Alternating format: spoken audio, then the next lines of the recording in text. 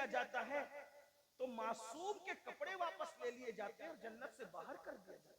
उसकी शान गैरत तो देखे। यहाँ तो बहुत आंख बंद करके सोचने, अरे मौलाना कुछ भी करेंगे, अल्लाह तो हमसे प्यार करता है, हम जन्नत में जाएंगे। क्यों? जिसे खलीफा बनाया था उससे प्यार नहीं था, फरिश्तों का मस्जूद बनाया था उससे प्यार नहीं था, जिसको दस्ते कुदरत से पैदा किया था उससे प्यार नहीं था। फरिश्तों से सजदा भी करवा कर प्यार का इजहार किया जाता है और लफ्ज़े पैगंबराना पर कपड़े वापस नहीं। इस बात पर कोई गौर करने वाला है इस मजमे में? मासूम से खता जिसके करीब से होकर भी नहीं गुजर सकती, लफ्ज़े पैगंबराना की बुनियाद पर। लफ्ज़े पैगंबराना क्या चीज है? मासूम से कपड़े वापस ले लिए जाते, कहते आप जमीन पे जाए।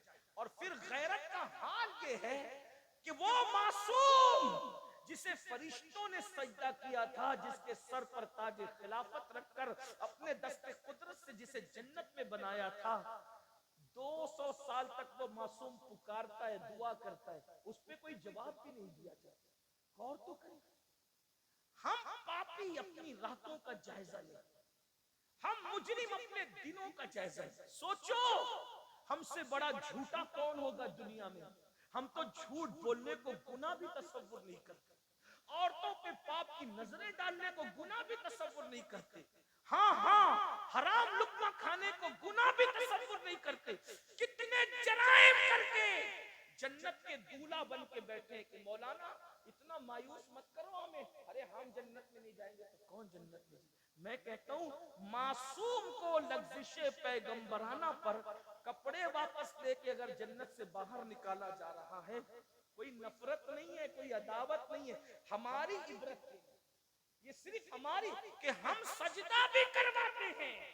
और अगर गैरत पर आ जाए, गैरत का इजहार करें, तो फिर जन्नत के बाहर करके 200 साल तक के दुआ का जवाब भी नहीं देते, आंसू बहाए जाते हैं दुआ का जवाब। सोचो मुसलमानों, हम क्या हैं? अपनी रातें देखो, अपने दिन देखो, याद रखना यहाँ कितने भी ऐश आराम कर लो, जब मर के आंखें बंद होगी तो इस ख्वाब से, इस गफलत से आंखें खुलेगी कि मैं तो धोखे में था, मैं तो अपने आप को धोखा दे रहा था, मैं तो अपने आप को फरेब दे रहा था। मेरे भाइयों रहम कर लो, ये सुन्नी इज्तिमा जिन मुंतजमीन ने मुनक्किद किया है, अल्लाह उनकी उम्रें दराज करे।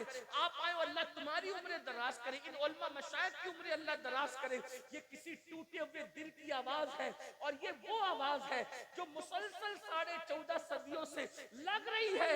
अल्लाह के बंदो, दुनिया के मकर से बाहर निकलो, दुनिया के धोखे से बाहर निकलो, दुनिया के फरेब से बाहर निकलो। जब तक रूह का रिश्ता जिस्म के साथ जुड़ा हुआ है, जो जी में आ रहा है खा रहे हो, जो जी में आ रहा है पहन रहे हो, जो जी में आ रहा है कर रहे हो, लेकिन रूह का रिश्ता जल्द टूट जाएगा, आंखें बंद हो जाएगी, तब सिर्फ रोगे, पछताओगे, आहें भरोगे, लेकिन उस वक्त पछताना काम नहीं आएगा। इसलिए अल्लाह का अज़ाब हम में से कोई बर्दाश्त नहीं कर सकता, किसी में ताकत नहीं है, किसी में कुव्वत नहीं। ये दो चीजों पे नजर तो करो। अल्लाह के रसूल अलैहिस्सलाम फरमाते हैं क़यामत के दिन उसके साथ मेरा कोई वादा नहीं, और अल्लाह का पाक फरमा रहा है मैं अपनी रहमत और अमान की चादर उससे हटा लेता हूँ। 50 मिनट का टाइम देना है, सिर्फ आजहद कर लो। फिर उसके बाद अल्लाह के रसूल अलैहिस्सलाम फरमाते, इसी पे बात अगर बढ़ेगी तो बहुत बढ़ेगी। हदीस दूसरी इसी पर आका फरमाते, फिर हमने जहन्नम का मुशाहिदा किया। अल्लाह के रसूल फरमाते मैंने देखा कि कुछ लोग हैं जो जहन्नम के दरख्तों के अंदर, आग के दरख्तों में उल्टे लटके हुए। अल्लाह, सुन ले इसको, पता नहीं ये बात मैं कभी आपको सुना सकूंगा या नहीं। ये उन्वान रजब की बुनियाद पर, मिराज मुकद्दस की बुनियाद पर जहन में आ गया, लेकिन गौर कर लो, बहने भी गौर कर लो कि जहन्नम की आग के दरख्तों में कुछ लोग उल्टे लटके हुए हैं। उल्टे भाइयों, अगर ऐसी कमरे में भी किसी को उल्टा लटकाया जाए तो ये कोई छोटी मोटी बात है। जहन्नम में आग के दरख्तों की शाखों पर, हाय, कहने वाला कौन? सादिकुल वादुल अमीन मुस्तफा करीम रऊफुर रहीम सल्लल्लाहु अलैहि वसल्लम फरमा रहे, क्या जहन्नम के आग के दरख्तों पे उल्टे लटके हुए लोगों को जब हमने देखा, पूछा जिब्रील ये कौन लोग हैं? जिब्रील अमीन ने अर्ज़ किया, या रसूल अल्लाह, ये माँ बाप के नाफरमान लोग, ये माँ बाप के गुस्ताख लोग, माँ बाप के गद्दार। हाय हाय, कहाँ लटके? जहन्नम के अंदर, जहन्नम की आग के दरख्त की आग की शाखों पर। क्या हाल है उनका? आजकल देखो कितने लोग माँ बाप की फर्मा बरदारी करते हैं। नौजवान लड़के तो माँ बाप को क्या कहते हैं? बुढ़ा बुढ़ी, डोकरा डोकरी, क्या क्या। माँ बाप को माँ बाप भी नहीं कहते। और अगर माँ बाप बेचारे भोली भाली सूरत के हों तो अपने दोस्तों को उनका तारुफ भी नहीं कराते। मैंने मेरे एक दोस्त को सुना, जब स्कूल पढ़ने का दौर था, तालिब इल्म तो अभी भी हूँ, स्कूल पढ़ते थे, तो इत्तेफाक ऐसा हुआ कि चंद दोस्त उसके बर्थडे के मौके पर उसके घर गए। एक बुढ़ा बैठा हुआ था, बड़े मियाँ, एकदम मैले कुचेले से कपड़े पहनकर। दोस्त भी अच्छे कपड़े में थे, वो जनाब भी अच्छे कपड़े में थे। पूछा हम लोगों ने कि ये कौन है? तो बोले ये हमारे घर में काम करने वाला है। जैसे का काम करने वाला है, बड़े मियाँ का चेहरा अचानक बदला, आंख में आंसू आए, वो घर के अंदर दाखिल हो गए। एक काम करने वाला इतना बेतकल्लुफ तो घर में दाखिल नहीं होता। जब बाद में पता किया गया तो मालूम पड़ा कि वो उसका बाप था। लेकिन मैले कुचेले कपड़ों की बुनियाद पर और भोली भाली सूरत की बुनियाद पर वो अपने दोस्तों को बताना नहीं चाहता था कि ये मेरा बाप है। इतने बदबख्ती पे लोग उतर आते हैं। अल्लाह अकबर। सुनो, अब मैंने नमाज की फजीलत बयान की, ये भी बुजुर्गों ने फरमाया, जिससे माँ बाप नाराज हो जाते हैं, अल्लाह उसकी नमाजें भी उसके मुंह पे मार देता है। यानी नमाजें भी उनकी कबूल नहीं होती जिससे माँ बाप नाराज हो, जो माँ बाप का दिल दुखा। इसका मतलब ये है कि मस्जिद जाने से पहले माँ बाप का चेहरा देखो। माँ बाप नाराज है कि खुश? बल्कि एक मियार दिया, एक थर्मामीटर दिया, एक चेक करने का तरीका दिया। एक सहाबी ने पूछा, या रसूल अल्लाह सल्लल्लाहु अलैहि वसल्लम, हुजूर ये बताएं कि हमें ये पता नहीं चलता ना कि अल्लाह हमसे राजी है कि नाराज है, क्योंकि अल्लाह नजर नहीं आता, अल्लाह से बात नहीं हो सकती, अल्लाह दिखाई नहीं देता, तो कैसे पता करे कि वो राजी है कि नाराज है? मेरे आका ने फरमाया, घर जा और देख तेरे माँ बाप तुझसे राजी है कि नाराज है। अगर माँ बाप राजी है तो अल्लाह भी राजी है, और माँ बाप नाराज है तो अल्लाह भी नाराज है। देख लो, मेयार दिया। और आजकल के नौजवान बच्चे खास तौर पे पसंद की शादी के मामले को लेकर, और बेटियां खास तौर पे माँ बाप का बहुत दिल दुखा रहे, माँ बाप को बहुत तकलीफ पहुंचे। मैं समझता हूँ कि 60% लड़के और लड़कियों का मसला है कि वो पसंद की शादी के मामले में माँ बाप का दिल दुखाते, नाराज करते। मैंने एक वीडियो देखी, क्लिप, एक बेटी पुलिस स्टेशन में बैठी है, बाप उसके हाथ जोड़ के कह रहा है, मेरी बेटी में घर चल, अपने घर चल के बात करेंगे तो उसको भूत सवार है, किसी मुनकिर इस्लाम के साथ, किसी मुशरिक के साथ शादी, वो आने को तैयार। बहुत सारी बेटियां तो पुलिस स्टेशन में ये कह देती है कि हम इनको पहचानते नहीं कि हमारे माँ बाप। मैं हिफ्ज़ मा तक़द्दुम के तहत, यानी जैसे बीमारी से पहले वैक्सीन लगती है, उसी वैक्सीन के तहत ये बात अपने जवानों को और अपनी बेटियों को बताना चाहता हूँ। मेरी कौम की बेटियों, माँ बाप का दिल दुखाकर जब सजदे में बाहर नहीं आ सकती, तो माँ बाप का दिल दुखाकर शादी में कैसे बाहर आ सकती? माँ बाप का दिल दुखा के जब हज नहीं हो सकता कबूल अल्लाह की बारगाह में, तो शादी में खुशियां कैसे मिलती है? जिंदगी में जब भी तुम अपने माँ बाप का दिल दुखाओगे तो दुनिया में अल्लाह तुमसे खुशी छीन लेगा, कभी तुम्हें खुशी नहीं देगा। माँ बाप का दिल दुखाने वाले दर दर के भिखारी बनते हैं, उनका बुढ़ापा बड़ा दर्दनाक आता है। माँ बाप का दिल दुखाने वाला कभी किसी से राहत नहीं पाता, कभी किसी से सुकून नहीं पाता। याद रखना, सब लुटाना पड़े लुटा दो, मगर कभी माँ बाप का दिल मत दुखाना, इसलिए कि जो माँ बाप का दिल दुखाता है अल्लाह उसको दुनिया ही में जलील करके जिल्लत की मौत अता करता है। और ये भी सुन लो, जो माँ बाप का दिल दुखाता है मरते वक्त उसकी जबान पे कभी कलमे तैयबा जारी नहीं होता। हम तो देख रहे हैं ना, इस दुनिया में रोजाना अलग शहर जाते हैं, हजारों लोगों से मुलाकात होती है, मगर अल्लाह अकबर, बड़ी माजरत के साथ, दुनियादार तो दुनियादार, कुछ लोग दीनदार कहला कर भी आज माँ बाप की वो इज्जत नहीं कर पा रहे हैं जैसी इज्जत करने का उनका हक था। कुछ लोग क्या समझते हैं, रोटी कपड़ा मकान माँ बाप को दे दो, बहुत बड़ा तीर मार मार लिया। याद रखना, सिर्फ रोटी कपड़ा मकान देने पर माँ बाप का हक अदा नहीं होता। अल्लाह अकबर। याद रखना, माँ बाप को जब तक अपना आका ना मानो दिल से और खुद को उनका गुलाम ना मानो, उस वक्त तक बात नहीं बनती। इमाम अहले सुन्नत सैयदी आला हजरत, जिनके मसलक का हम नारा लगाते हैं, जिनका नाम हमारे मसलक की पहचान है, हक्कानियत की पहचान है, वो इमाम अहले सुन्नत आला हजरत रहमतुल्लाह अलैह लिखते हैं कि जब अपने माँ बाप से बात करने का वक्त आए, अभी सिर्फ बात की बात हो रही, बात करने का वक्त आए तो डायरेक्ट मत बात शुरू किया करो। फरमाते पहले उनसे इजाजत लिया करो कि हम तुमसे बात कर सकते हैं। कितनी मुकद्दस हस्तियां ये, बड़ी माजरत के साथ भाइयों, सबके आगे हाथ बांध के खड़े रहने वालों, कभी माँ बाप के आगे भी हाथ बांध के खड़े रहते हो? वहां तो सीना तान के खड़े रहते हो, वहां तो आंखें बड़ी बड़ी करते हो, उनको डांटते हो। जो 6,000 और 10,000 की नौकरी दे उसकी गुलामी करते हो, और जिस माँ ने जिंदगी और मौत से खेलकर तुम्हें पैदा किया, जन्म दिया, उस माँ को कनीज समझते हो, उस माँ को गुलाम समझते हो, उस बाप को गुलाम समझते हो।